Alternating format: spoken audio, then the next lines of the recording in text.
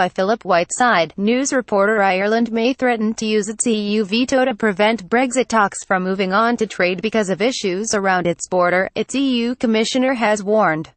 Phil Hogan, the EU's Agriculture Commissioner, has told The Observer his country wants guarantees there will not be a hard border after the UK leaves the EU. The Irish border is one of three issues that have to be resolved before the EU will allow talks to progress to discussions about future trade relations.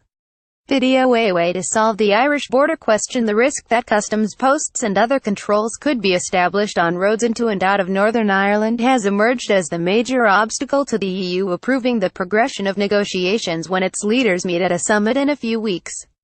It comes after the Democratic Unionist Party (DUP), which controls the balance of power at Westminster, restated its determination there will be no effective moving of the border to the Irish Sea in an attempt to overcome the hard border problem. Some in the Irish government have suggested that a hard border could be avoided if Northern Ireland is given special status and remains in the customs union, even if the rest of the UK does not. But Unionists are anxious that such an arrangement would create an internal barrier between Northern Ireland and the rest of the UK.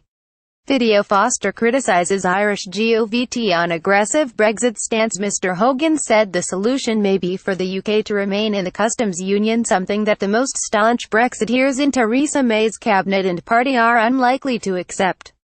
The Irish EU Commissioner told the Observer newspaper it was a very simple fact that remaining in the single market and customs union would end the standoff, and Ireland will continue to play tough until the end.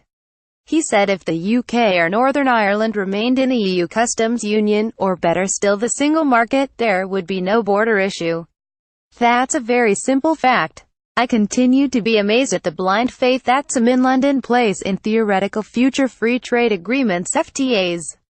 Video. Britain given 10-day Brexit deadline. First, the best possible FTA with the EU will fall far short of the benefits of being in the single market. This fact is simply not understood in the UK. Most real costs to cross-border business today are not tariffs, they are about standards, about customs procedures, about red tape.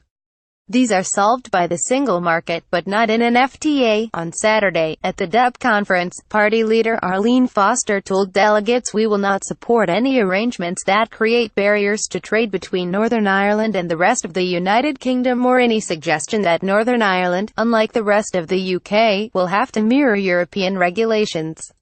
Meanwhile, it has emerged the UK could be forced to adhere to any new EU regulations after it leaves the bloc, during any transition period. Video. May dodges question on Brexit divorce bill. Theresa May set out proposals for a post-Brexit transition phase, when EU rules will continue to apply, when she addressed EU leaders in Florence in September.